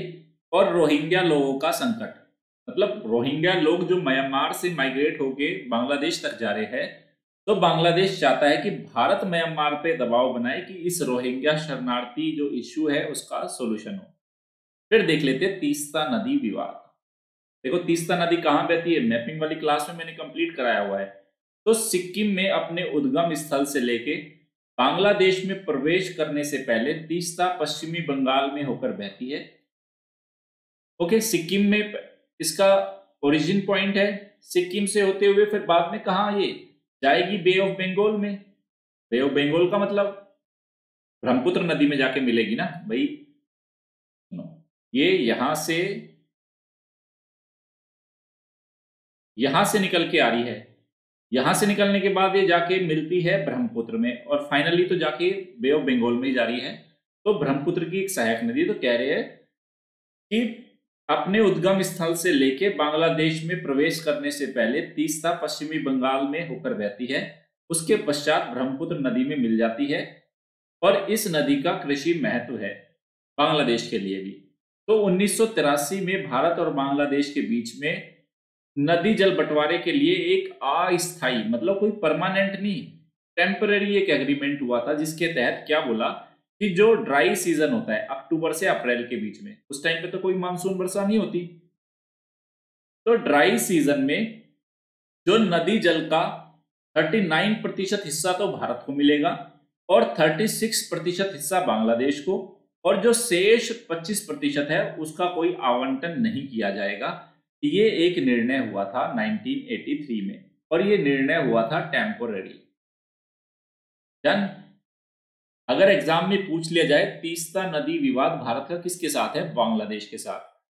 फिर वर्ष 2011 में भारत और बांग्लादेश ने एक समझौते को अंतिम रूप दिया। मतलब जो पिछले वाला समझौता था, कौन सा, ये 1983 वाला, ये तो क्या था, अस्थायी था। अब जो 2011 में हुआ, एक समझौता किया जिसके अनुसार भारत को नदी का 42%, 42.5%, बांग्लादेश को 34.5% था, और जबकि शेष 20% नदी के न्यूनतम जल बहाव को बनाए रखने के लिए आवंटित रूप से प्रवाहित होता रहता था। मतलब भाई इतना भी शेयरिंग, मतलब नदी के अंदर मिनिमम 20% वाटर तो बना ही रहे, वो शेष जल है किसके बाद, इस जल के और इस जल के उपयोग के बाद। भाई 34.5% जल का इस्तेमाल कर लेगा बांग्लादेश, कितने का कर लेगा भारत, और शेष 20% ऐसा होगा जो नदी में मिनिमम प्रवाह बनाए रखने के लिए छोड़ना होगा। लेकिन पश्चिमी बंगाल की मुख्यमंत्री द्वारा विरोध किए जाने के कारण इस समझौते पर हस्ताक्षर नहीं किए जा सके। ये एक मुद्दा, ये देखो ध्यान रखना इसको। फिर हमने क्या किया, बांग्लादेश के साथ, क्योंकि हमारी छिद्रित सीमा है और बांग्लादेश के साथ हमारा अच्छा व्यापार भी होता है, तो भूमि सीमा समझौता किया, लैंड बाउंड्री एग्रीमेंट, जिसको LBA बोला जाता है, लैंड बाउंड्री एग्रीमेंट। ये देखिए ये क्या है, तो भारत के संविधान का 100वां संशोधन जो हुआ था, जिसमें भारत की संविधान की प्रथम अनुसूची में संशोधन किया गया था। ओके, तो बांग्लादेश के साथ हमने कुछ क्षेत्रों का आदान प्रदान किया था। भाई कुछ, क्योंकि कुछ ऐसे क्षेत्र है कि जो है बांग्लादेश का हिस्सा लेकिन फिजिकली भारत में, और भारत के कुछ ऐसे क्षेत्र है जो है भारत का हिस्सा लेकिन उनकी लोकेशन है बांग्लादेश के अंदर। तो कुछ बांग्लादेश के साथ भारत ने कुछ क्षेत्रों का आदान प्रदान करने और वहां के निवासियों के लिए नागरिकता के अधिकार हेतु 100वां संविधान संशोधन किया। तो इस संविधान संशोधन अधिनियम ने 1974 के भारत बांग्लादेश भूमि सीमा समझौते को लागू करने का मार्ग प्रस्तुत किया। ये इंपॉर्टेंट है, 100 कॉन्स्टिट्यूशनल अमेंडमेंट। इस समझौते के तहत 51 जो ऐसे क्षेत्र थे जो बांग्लादेश, मतलब उनको एन्क्लेव बोला गया, भारत और बांग्लादेश के बीच के उन क्षेत्रों को, तो 51 एन्क्लेव तो क्या हो गए उस समझौते के द्वारा, भारत का हिस्सा बन गए, और बदले में बांग्लादेश को 111 एन्क्लेव प्रदान किए गए। ओके, तो ये लैंड बॉर्डर एग्रीमेंट हुआ था भारत और बांग्लादेश के बीच में। फिर एक इंटीग्रेटेड चेक पोस्ट बनाया गया जिससे होके लोगों का, सामान का व्यापार की आवाजाही कर सके, तो नाम है पेट्रापोल इंटीग्रेटेड चेक पोस्ट। तो हाल ही में पेट्रोपोल इंटीग्रेटेड चेक पोस्ट का उद्घाटन हुआ। तो पेट्रोपोल क्या है, इंटीग्रेटेड एक चेक पोस्ट है जो भारत बांग्लादेश की सीमा पर अगरतला, यानी कि जो भारत अगरतला में और अखोरा बांग्लादेश की सीमा पर अवस्थित है। यह दक्षिणी एशिया का सबसे बड़ा स्थलीय बंदरगाह होगा, मतलब है, अब तो होगा नहीं है। और पेट्रोपोल इंटीग्रेटेड चेक पोस्ट क्या करेगा, भारत और बांग्लादेश के बीच में आर्थिक एकीकरण और संपर्क के सुधार करने में सक्षम साबित होगा। अब निष्कर्षतः हम क्या कह सकते हैं, देखो बांग्लादेश का भारत के लिए क्या महत्व है, आपस में कौन कौन से मुद्दे हैं, कौन कौन से इश्यूज का हम समाधान कर चुके। अब निष्कर्ष में क्या कह सकते हैं हम दोनों देशों के संबंधों के बारे में, तो भारत को विशेष रूप से चीन की उपस्थिति, देखो चीन एक बहुत बड़ा फैक्टर है साउथ एशिया में, चीन की स्थिति को ध्यान में रखते हुए अपने छोटे पड़ोसी देशों का विश्वास जीतना जरूरी है। तो इंडिया क्या बोलता है, मैं बिग ब्रदर हूं, बड़े भाई की भूमिका निभाऊंगा इस क्षेत्र में। बड़ा भाई क्या करता है, छोटों को संरक्षण देता है, वन साइडेड उनकी हेल्प करता है। तो यही बोला गया कि वन साइडेड भारत हेल्प करे और एक पक्षीय समर्थन करे, और गुजराल डॉक्ट्राइन को इसके संदर्भ में अपनाना चाहिए। तो भारत को तीस्ता जल संबंधी जैसे लंबित जो मुद्दे हैं उनको तेजी से सोल्व करना चाहिए, और म्यांमार और बांग्लादेश से संबंधित जो रोहिंग्या क्राइसिस है उसका समाधान हेतु भी सहायता करना चाहिए।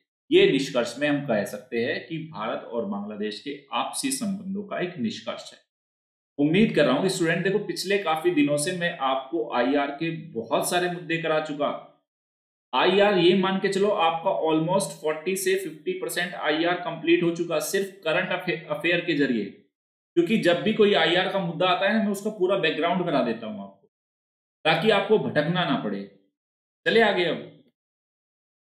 नेक्स्ट है इनोवेशन फॉर क्लीनर एयर, ये जाएगा general studies paper 3 environment and ecology. देखो मुद्दा क्या है, ये आज के द हिंदू में आया हुआ है। मुद्दा ये है स्टूडेंट कि अभी तक हमने वायु प्रदूषण से लड़ने की जो मैक्सिमम इनिशिएटिव है ना, हमने सिर्फ अभी तक क्या किया, जगह जगह हम एयर क्वालिटी को नापते फिर रहे हैं। एयर क्वालिटी इंडेक्स, भाई भारत के इस राज्य की इन शहरों की ये खराब गुणवत्ता है, इससे बच के रहे। यानी कि ज्यादा से ज्यादा हमारे जागरूकता के लिए काम किए जा रहे हैं कि वायु प्रदूषण को लेकर लोग बाग जागरूक बने, एक अच्छा कदम है। लेकिन जो ये न्यूज है ये क्या कह रही है कि आपने वायु प्रदूषण के बारे में बहुत जागरूकता पैदा हो गई, अब आपको कुछ सॉल्यूशंस लेके आने होंगे, क्योंकि सिर्फ एयर क्वालिटी को टेस्ट करने के स्टेशन अगर आपने देश भर में बना दिए, 250 से ज्यादा स्टेशन बना दिए, लेकिन स्टेशन बनाने से क्या वायु की गुणवत्ता सुधर गई? क्या वायु प्रदूषण कम हो जाएगी? क्या नहीं। आपको कुछ नीतिगत निर्णय करने होंगे, कुछ पॉलिसी लेके आनी पड़ेगी, कोई स्ट्रेटेजी बनानी पड़ेगी, और आपको नवीन तकनीक या नवाचार को लेके आना पड़ेगा, तब जाके आपका एक अच्छा सॉल्यूशन होगा। तो इस वाली न्यूज में एयर पोल्यूशन को कंट्रोल करने में तकनीक क्या उसके रोल हो सकता है उसके बारे में बात की गई है। मेंस के पॉइंट ऑफ व्यू से बहुत ही शानदार है, क्योंकि अभी तक हो सकता है क्या पूछे आपसे मेंस में कि भारत ने वायु प्रदूषण को करने की जो एक इनिशिएटिव है, जो हमारी नीति है या हमारी जो रणनीति है, वो किस तरह की होनी चाहिए। तो उस पॉइंट ऑफ व्यू से ये वाली न्यूज बहुत ज्यादा इंपॉर्टेंट है। ये देखो, स्वच्छ वायु के लिए जरूरत है नवाचार की। देखते हैं क्या है ये। पिछले कुछ दशकों में भारत ने वायु प्रदूषण की मॉनिटरिंग की दिशा में पर्याप्त प्रगति की है। बहुत सारे स्टेशन लगा दिए, बहुत सारी ऐप भी लॉन्च कर दी हमने। वर्तमान समय में 250 सतत रूप से कार्यशील वायु गुणवत्ता मॉनिटरिंग स्टेशन काम कर रहे हैं इंडिया में, जिसके कारण वायु प्रदूषण की समस्या की गंभीर स्थिति को हम समझ पाए। नो डाउट पिछले 3-4 सालों में वायु प्रदूषण को लेकर भारतीय समाज और भारतीय लोग बहुत ज्यादा जागरूक हुए हैं। बहुत अच्छी बात है, वो इसलिए हो पाया क्योंकि हमारे पास मॉनिटरिंग स्टेशन हमने बहुत ज्यादा बना दिए। फिर देखो, भारत में वायु प्रदूषण के संदर्भ में व्यापक जागरूकता उत्पन्न की गई, लेकिन वर्तमान में जरूरत है हम ऐसी नीतियां बनाएं और ऐसी स्ट्रेटेजीज बनाएं जो क्या करे, पूरे इस सिस्टम को इसमें क्या करे, बदलाव लेके आए। सिर्फ स्टेशन तो हमने एस्टेब्लिश कर दिए, अब हमें जरूरत है पॉलिसीज की, हमें जरूरत है स्ट्रेटेजीज की, और हमें जरूरत है नए इनोवेशंस की। अब हमें एक कदम आगे बढ़ना होगा। तो ये आपके आंसर राइटिंग में होना चाहिए कि अभी तक जो हमारे प्रयास हुए हैं वो एक अच्छी सफलता है, लेकिन अभी हमें अच्छी नीतियों की, अच्छी रणनीतियों की और अच्छी तकनीक की जरूरत है। तो देखो, स्वच्छ वायु के लिए जरूरी है अच्छी नीतियां और नवाचार।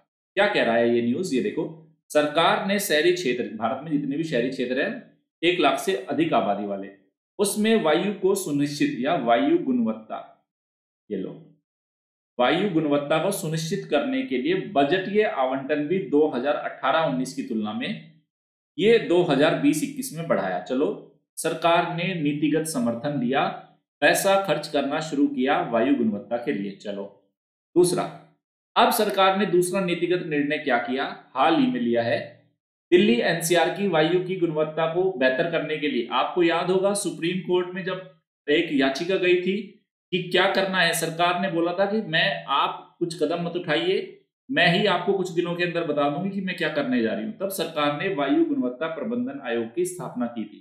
अगर आपको याद हो, ये पूरा मैंने ये आयोग का क्या काम करेगा, कैसे करेगा, पूरा बता दिया था। फिर सरकार की नीति क्या है, BS6 से हम सीधा BS4 से सीधा 6 पे गए, 5 पे नहीं आए, हम सीधा ही मूव किया। उसके साथ सरकार इलेक्ट्रिक व्हीकल्स को भी बढ़ावा दे रही है। उसके साथ ही ग्रामीण क्षेत्रों में इंडोर पोल्यूशन को रोकने के लिए प्रधानमंत्री उज्ज्वला योजना शुरू की गई।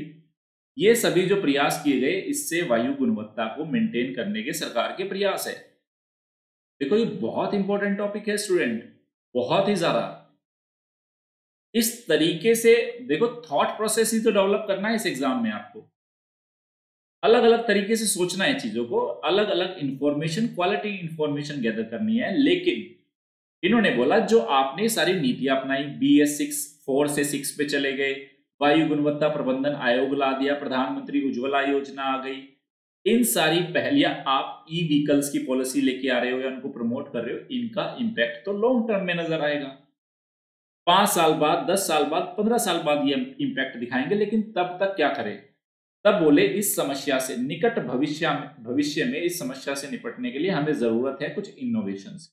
ये देखो कुछ तकनीक जो एकदम से सॉल्यूशन दे। तो सबसे लेटेस्ट तकनीक पूसा बायो डिकम्पोजर, जो दिल्ली एनसीआर में जो पराली की समस्या से निपटान करने के लिए पूसा बायो डिकम्पोजर है, जो कृषि अवशिष्टों को 15 से 20 दिनों में खाद में बदल देगा। अच्छी पहल है, पहली बात, ऐसे नवाचार लेके आओ। दूसरा, उद्योगों और वाहनों से प्रदूषण को कम करने के लिए यूएनडीपी ने इसको एक प्रमोट किया है या प्रोत्साहित दिया है, फिल्टर लेस रेट्रोफिट डिवाइसेस है, जो वाहनों से और उद्योगों से प्रदूषण को कम करती है। ये यूएनडीपी इसको प्रमोट कर रहा है।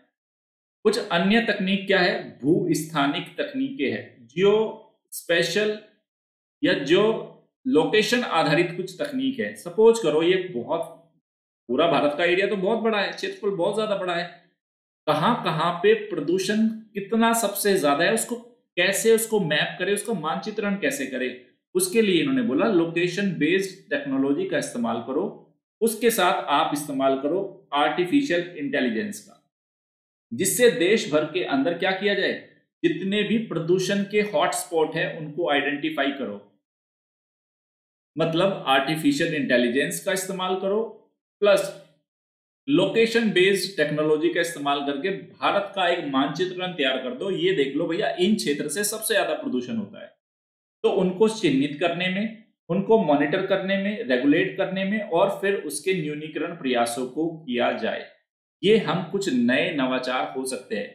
देखो यूपीएससी मेंस में आपसे पूछेगा कि जल या वायु प्रदूषण से लड़ने के कुछ नवाचारी उपाय बताइए, तो नवाचारी आपके दिमाग में तो रात भर में कोई नया नवाचारी उपाय पैदा नहीं होगा।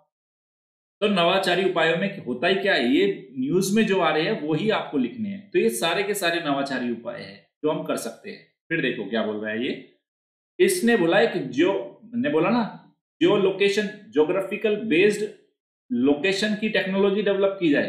तो geo AI, geo artificial intelligence एक ऐसा प्लेटफॉर्म है जो UNDP, united nation development program द्वारा विकसित किया गया। और इसमें क्या होता है स्टूडेंट, जैसे भारत का पूरा नक्शा है, ये भारत है,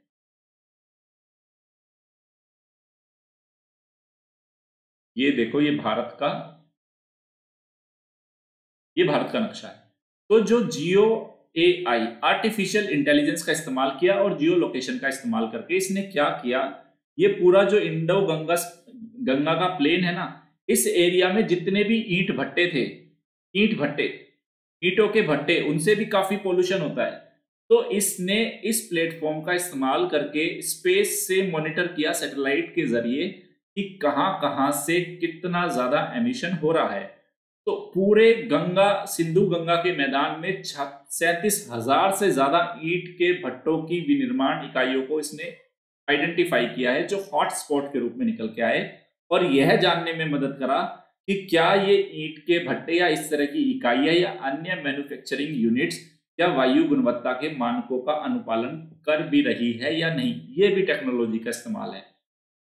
अरे मेंस में आ सकता है कि तकनीक किस तरीके से वायु प्रदूषण या वायु की या जलवायु परिवर्तन को रोकने में मदद कर सकती है। तो यही सारे पॉइंट लिखने हैं। फिर देखो अब भारत को जरूरत क्या है, देखो फिर क्या बोला गया इस न्यूज में, भारत को जरूरत है वायु प्रदूषण की समस्या के समाधान के लिए कुछ और नवाचारी प्रयास किए जाए। अब जब भी R&D रिसर्च एंड डेवलपमेंट करनी होगी तो प्राइवेट सेक्टर को लेके आना पड़ेगा। फिर इसने बोला कि आप निजी क्षेत्र को लेके आओ, उनका एक्सपर्टाइज लेके आओ, उनका पैसे का इस्तेमाल करो, उसकी भागीदारी को बढ़ावा दिया जाए, जिससे कि भारत के अंदर इनोवेशन का एक नया इकोसिस्टम डेवलप हो सके। तो ये न्यूज काफी इंपॉर्टेंट थी मेंस के पॉइंट ऑफ व्यू से, ओके। और एक अच्छी एनवायरनमेंट या प्रॉब्लम को समझने के लिए भी ये जरूरी थी। आगे चलते हैं, चलते चलते कुछ खबरें हैं आपके सामने। ये देखो एक रिपोर्ट आई है अभी, उस रिपोर्ट के अनुसार भारत में सड़कों पे चलने वाले जो 50% व्हीकल है वो इंश्योर्ड ही नहीं है। उनमें वो बीमा ही नहीं है उनके पास। तो जो बीमा नहीं है, तो अगर कोई एक्सीडेंट होगा तो कैसे सेफ्टी कवर मिलेगा? तो बोला गया नो सेफ्टी नेट। तो ये देखो, more than half the vehicles on the road in India are running without any insurance cover. The mandatory provision under the motor vehicle act, जो हमारा मोटर व्हीकल एक्ट है उसके अंदर भी ये प्रावधान किया गया, 1988 वाला भी, फिर 2019 वाला भी, कि मोटर व्हीकल इंश्योरेंस होना मैंडेटरी है, जरूरी है। उसके बावजूद भी 50% से ज्यादा वाहनों का इंश्योरेंस नहीं है। तो nearly 57% of the total vehicles on road were uninsured on March 2019। पिछले साल इसी साल मार्च 2019 में सड़क पर चलने वाले 57% वाहनों के इंश्योरेंस नहीं थे। और ये बढ़ा है, 2018 में 54% के थे, 19 में और घट गए, मतलब बढ़ गए। और इसमें भी बोला कि जो ज्यादातर जिनके पास इंश्योरेंस नहीं है, ऐसे कौन से है? टू व्हीलर्स ज्यादा है। ओके, ज्यादातर टू व्हीलर्स में क्या होता है, एक बार इंश्योरेंस करा लिया फिर उसको रिन्यू कराते ही नहीं। भाई जब नया आएगा तब तो उसका इंश्योरेंस होके आएगा ही, लेकिन जब उसको साल भर बाद दोबारा से उसका इंश्योरेंस कराना है तो वो कराते ही नहीं, कह रहे चलने दो, क्या दिक्कत है। ये वाली बात कही। दूसरा, अभी एक ट्री फ्रॉग मतलब पेड़ पे पाए जाने वाले एक मेंढक की एक नई प्रजाति, मतलब रेयर है, दुर्लभ प्रजाति है, मिरिस्टिका स्वैम्प ट्री फ्रॉग, ये केरल में पाया गया स्टूडेंट्स। तो जो एक ऐसी स्पीसीज है जो केवल पश्चिमी घाट में ही पाई जाती है। पिछली बार इसको वजाचल जो फॉरेस्ट है 2018 वहां खोजा गया था। तो ये एक नई, अगर पूछ लिया जाए मिस्टीरिका स्वैम्प ट्री फ्रॉग, तो सिर्फ पश्चिमी घाट में मिलता है, इसको अभी फिर से देखा गया। डन, आगे चलते हैं। तीसरा है, ये बहुत अच्छी न्यूज है, सोसाइटी में या सोशल इश्यूज में आप इसको यूज कर सकते हो। अभी देखा गया कि कोविड-19 पेंडेमिक के बाद पॉवर्टी का लेवल बढ़ा है, जिसके चलते चाइल्ड मैरिज बहुत ज्यादा होनी शुरू हो गई है। कहां पे? मध्य प्रदेश में। तो एक केस स्टडी दी गई है यहाँ पे छोटी सी, कि जैसे ही कोविड-19 पेंडेमिक हुआ तो लोगों की इनकम डिक्लाइन हुई, आय के स्रोत कम हुए। तो ऐसे में परिवार के अंदर जो लड़कियां थी उनको, भाई फैमिली की तो इनकम कम हो गई, उनको कैसे पालन पोषण करे? तो फिर वही था, भाई इसको दूसरे के घर तो जाना ही है, दूसरों के घर जाना है, तो एक काम करो, इसकी शादी कर दी जाए। क्योंकि फैमिली को, गरीब परिवारों को उनकी बच्चियों को पालने में तकलीफ हो रही है। तो यही इस न्यूज में कहा गया कि कोविड-19 पेंडेमिक से बढ़ी पॉवर्टी, और इस पॉवर्टी का रिजल्ट हुआ चाइल्ड मैरिज। तो ये सोशल इंपैक्ट है, किसी भी बीमारी के सोशल इंपैक्ट। अभी बहुत सारे सोशल इंपैक्ट निकल के आएंगे कोविड-19 की, जैसे धीरे धीरे स्टडी होगी। तो यहां पे बोला गया, देखो यहाँ पे जो एक फैमिली, उन्होंने बताया कि we are worried about the safety of the girls. कह रहे हमारे परिवार की इनकम खत्म हो गई, उसके बाद अब हम अपने परिवार को कैसे सरवाइव करें। लंबा लॉकडाउन रहा, लाइवलीहुड आजीविका के साधन खत्म हो गए, सेफ्टी ऑफ डॉटर्स के लेके वो चिंतित है। ओके, तो इसलिए क्या कर रहे हैं, उनके लिए रास्ता क्या है, भाई शादी तो करनी है, 4 साल बाद भी करते, एक काम करो अभी कर दो। तो चाइल्ड, तो कह रहे हैं अपने बच्चों को ही अच्छा जीवन देने के लिए, भाई इनके घर में तो खाने के लिए कुछ बचा नहीं गरीबों के, तो अगर अच्छा परिवार मिलता है तो कम से कम वहां जाके वो बच्ची अच्छा खाना तो खा लेगी। आप देख रहे हो इस स्थिति की गंभीरता। ये दिखाया गया कोविड एक पेंडेमिक का, पेंडेमिक से पॉवर्टी और पॉवर्टी से चाइल्ड मैरिज कैसे बढ़ रही है। ये एक अच्छी, एक समझने वाली खबर है। नेक्स्ट ये है, जो चाइना ने मून के ऊपर चेंज 5 जो स्पेसक्राफ्ट भेजा था, वो सैंपल लेके वो वापस आ रहा है। ओके, और अगर मतलब ये चंद्रमा से सैंपल लेके वापस आने वाला दुनिया का तीसरा देश बन जाएगा चीन। पहला कौन है? यूएसए, और दूसरा कौन है? रशिया, और तीसरा कौन हो जाएगा? चाइना। तो ये नेक्स्ट खबर थी। आगे बढ़ने से पहले मैं आपको बता देना चाहता हूं कि मेरे अनअकैडमी की जो लर्निंग ऐप है, स्टूडेंट बहुत सारे फ्री स्पेशल कोर्स कंप्लीट हो चुके। स्पेशल क्लासेस है वर्ल्ड और इंडिया मैपिंग के ऊपर, ये कंप्लीट हो गए, फ्री में अवेलेबल है, सिर्फ देखिए, कोई चार्ज नहीं है। आपको बस रेफरल कोड नवीन1 यूज करना है, उसके बाद एथिक्स की केस स्टडीज पे कंप्लीट कोर्स हो चुका हमारा। सिर्फ 6 क्लासेस में 120 अंकों की तैयारी होगी। उसके बाद निबंध के ऊपर हमारा कंप्लीट कोर्स हो चुका।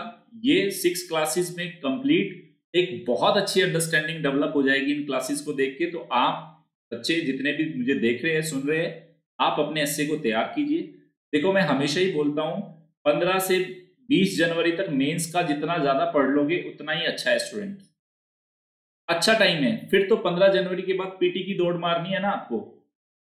तो जितना मैक्सिमम हो सके, मैं ऑलरेडी पूरा एथिक्स की केस स्टडी कंप्लीट करा दी, एथिक्स की 5 यूनिट कंप्लीट हो चुकी, एस्से कंप्लीट हो चुका। तो इनको करके फटाफट बेनिफिट्स लीजिए। करना क्या है, कुछ नहीं करना, अनअकैडमी लर्निंग ऐप डाउनलोड करनी है।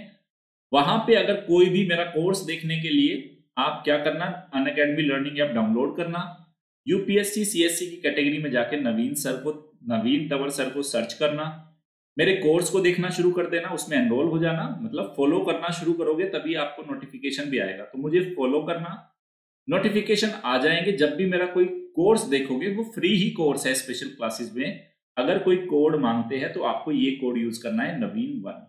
ये ध्यान रखना, नवीन1 कोड है वो।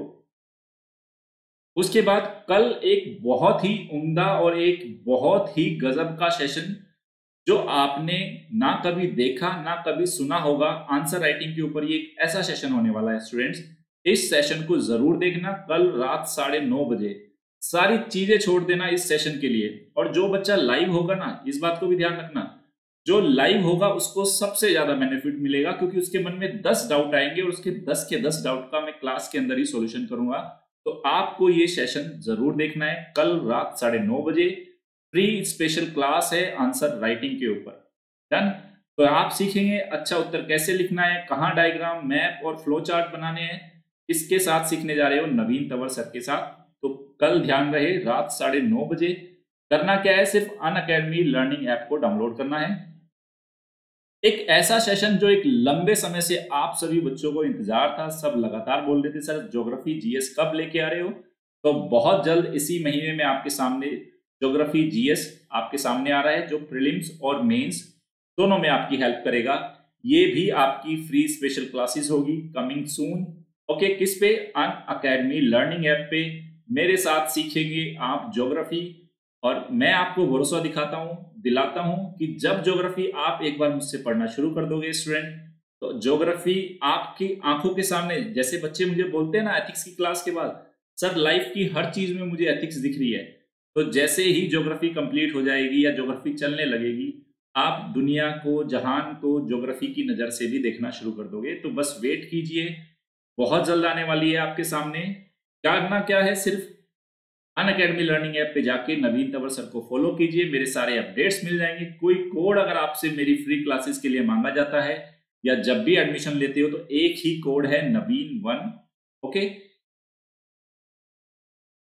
आने वाले इसके बाद जो मेरे कोर्सेज रहेंगे वो क्या रहेंगे, आंतरिक सुरक्षा, लोक नीति, पर्यावरण, आपदा प्रबंधन, अवसंरचना और ऊर्जा, सामाजिक सुरक्षा, कृषि, सुशासन, भारतीय समाज और संबंधित मुद्दे।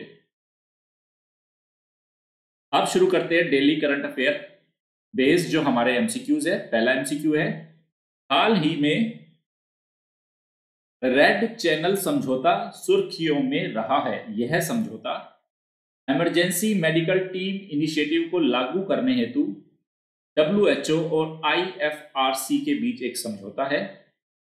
सेकंड, इसके अंतर्गत मानवीय संकट के दौरान स्वास्थ्य और आपातकालीन चिकित्सीय सेवाओं के वितरण को मजबूत किया जाता है।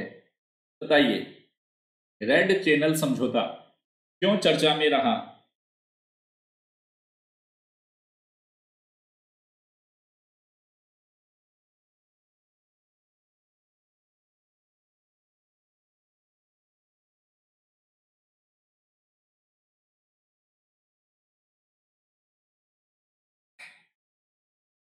और इस प्रश्न का जो सही उत्तर है ऑप्शन सी, मतलब पहला स्टेटमेंट बिल्कुल सही है और दूसरा स्टेटमेंट। देखो, जो रेड चैनल जो एग्रीमेंट है स्टूडेंट, जब भी ह्यूमैनिटेरियन क्राइसिस आएगा उसके दौरान लोगों को स्वास्थ्य और आपातकालीन चिकित्सीय सहायता प्रदान करने के लिए और उसके टाइम पे सेवाओं को वितरण के मजबूत करने के लिए इसको किया गया। अब इस समझौते को लागू करने हेतु किसने समझौता हुआ? वर्ल्ड हेल्थ ऑर्गेनाइजेशन के बीच में और आईएफआरसी। आईएफआरसी की फुल फॉर्म है international federation of red cross and red crescent societies, इनके बीच में समझौता हुआ है। नेक्स्ट, विश्व प्रसिद्ध मैगजीन टाइम्स मैगजीन के पर्सन ऑफ द ईयर 2020 किसे चुना गया? नरेंद्र मोदी, जो बिडेन, गीतांजलि राव और डोनाल्ड ट्रंप। सैटरडे वाली क्लास में मैंने आपको कराया था times person of the year 2020।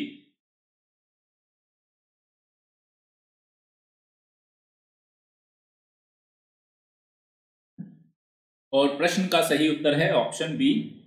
आपको पता है, मैंने बताया था जो बिडेन अमेरिकी राष्ट्रपति और जो कमला हैरिस जो वाइस प्रेसिडेंट है चुना गया, इन दोनों को ही Time's person of the year में इनको चुना गया।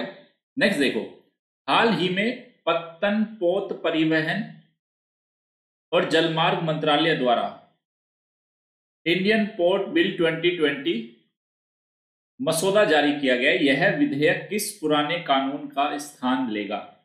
भारतीय भूमि पत्तन प्राधिकरण 2010, भारतीय पत्तन कानून 1908, महापत्तन न्यास अधिनियम 1963 और वाणिज्य पथ परिवहन अधिनियम 1958। क्या इसका सही उत्तर होगा?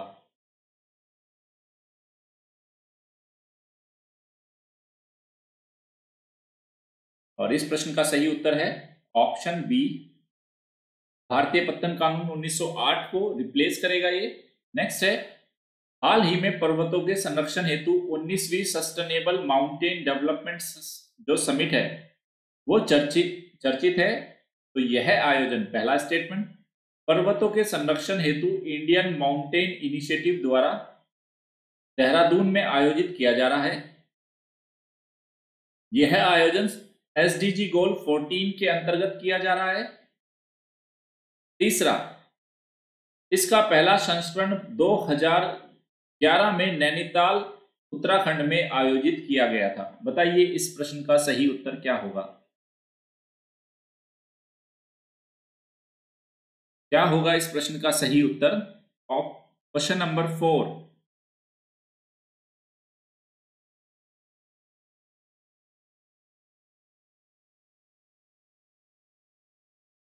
और इस प्रश्न का सही उत्तर है ऑप्शन बी। ये देखिए, पहला स्टेटमेंट सही है और तीसरा सही है। दूसरा क्यों गलत है स्टूडेंट?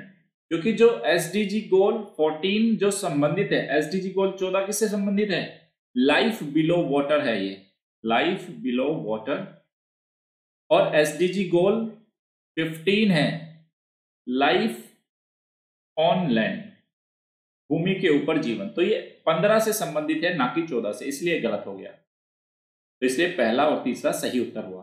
नेक्स्ट देखो, हाल ही में आरबीआई द्वारा गैर बैंकिंग वित्तीय संस्थाओं के अनुसरण में उनके द्वारा लाभांश की घोषणा पर एक मसौदा जारी किया गया। तब आपको बताना है एनबीएफसीज के बारे में। इनको भारत में कंपनी एक्ट 2013 के तहत पंजीकृत किया जाता है और एनबीएफसीज की कार्य प्रक्रिया को बैंकिंग रेगुलेशन एक्ट 1949 के तहत रेगुलेट किया जाता है। बताइए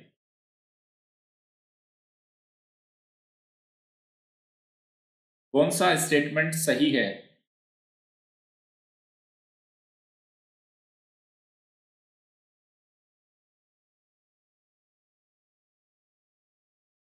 क्वेश्चन नंबर 5 है ये स्टूडेंट, और इस प्रश्न का सही उत्तर है ऑप्शन ए, यानी कि पहला स्टेटमेंट बिल्कुल सही है, दूसरा रॉन्ग है, क्योंकि इनकी जो कार्य प्रक्रिया है उसको आरबीआई एक्ट 1934 के तहत रेगुलेट किया जाता है। नेक्स्ट है, भारत सरकार की ई कोर्ट परियोजना के बारे में निम्नलिखित पर चर्चा कीजिए। इस परियोजना का उद्देश्य देश के सभी अदालत परिसरों को तीव्र गति वाले वाइड एरिया नेटवर्क से जोड़ना है। दूसरा, यह एक अखिल भारतीय परियोजना है जिसकी निगरानी और वित्त पोषण पूरे भारत में विधि और न्याय मंत्रालय द्वारा किया जाता है। ई कोर्ट परियोजना के बारे में बताना है, कौन सा स्टेटमेंट सही है।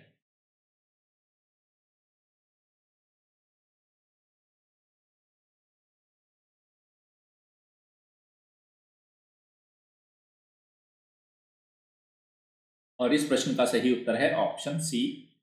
पहला स्टेटमेंट सही है और दूसरा स्टेटमेंट भी सही है। नेक्स्ट चलते हैं। भारत के इतिहास में सम्राट अशोक के समय में बनाई गई महाकाली केव्स हाल ही में समाचारों में है, तो ये कहां पर अवस्थित है? उत्तर प्रदेश, आंध्र प्रदेश, महाराष्ट्र और तमिलनाडु। कहां पर अवस्थित है महाकाली गुफाएं?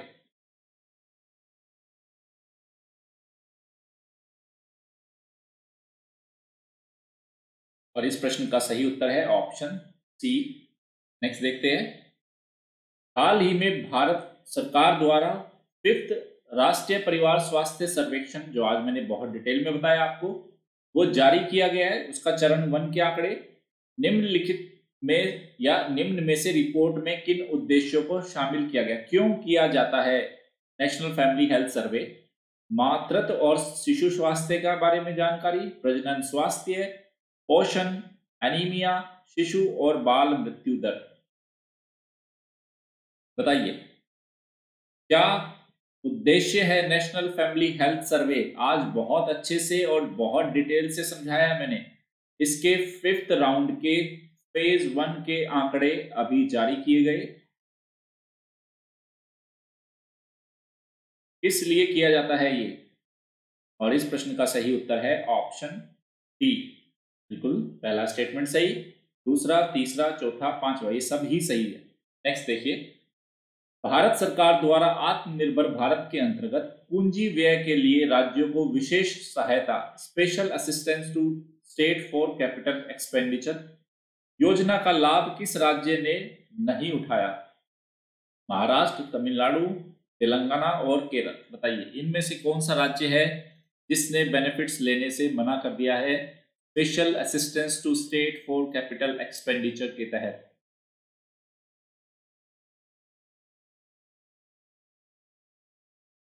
आपने जरूर पढ़ा होगा ये करंट अफेयर में। और इस प्रश्न का सही उत्तर है ऑप्शन बी, तमिलनाडु। नेक्स्ट देखते हैं। हाल ही में किस भारतीय द्वारा social entrepreneur of the year award जीता है? सामाजिक उद्यमी का अवार्ड किसने जीता है? अनिल अंबानी, अजीम प्रेम जी, रतन टाटा और अशरफ पटेल। क्वेश्चन नंबर 10 है ये।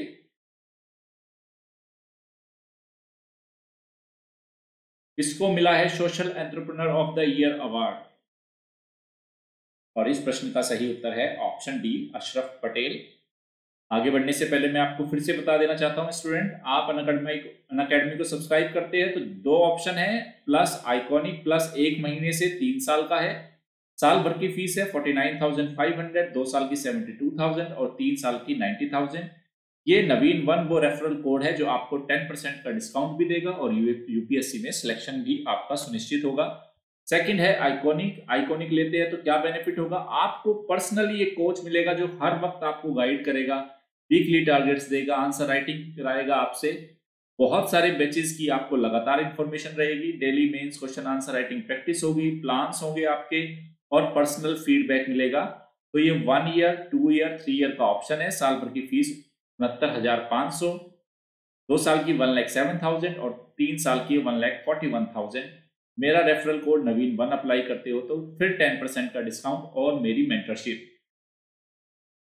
फिर है आपके पास ऑप्शनल का सब्सक्रिप्शन, ये 1 मंथ से लेके 3 ईयर तक का ऑप्शन है आपके पास। साल भर की फीस है 27,500, 2 साल की है 40,000 और 3 साल की है 50,000। फिर से रेफरल कोड नवीन 1 यूज करते हो तो 10% का डिस्काउंट मिलेगा। तो ध्यान रखना, यूपीएस अनअकैडमी पे अगर आप कोई भी कोर्स सब्सक्राइब करते हो तो नवीन 1 कोड को अगर आप अप्लाई करोगे आपको 10% डिस्काउंट मिलेगा और मेरी मेंटरशिप मिलेगी। अगर आप लोगों को मेरी क्लासेस पसंद आ रही है स्टूडेंट्स तो लाइक कीजिए, शेयर कीजिए और ज्यादा से ज्यादा अनअकैडमी को सब्सक्राइब कीजिए ताकि मैं आपके लिए और अच्छा कंटेंट लेके आ सकूं। आपके आईएएस बनने की इस पूरी जर्नी में मैं आपका मेंटर बन के आपका साथ रहूं। ये तभी संभव है जब आप नवीन वन कोड को ज्यादा से ज्यादा यूज करेंगे, उससे आपको 10% का डिस्काउंट मिलेगा। और मेरी सभी क्लासेस की पीडीएफ आपको unacademy_नवीन तंवर टेलीग्राम चैनल है, वहां पे मिलेगी। Thanks for the watching student. कल रात 9:30 बजे आंसर राइटिंग का सेशन है, देखना मत भूलना। Okay, good night.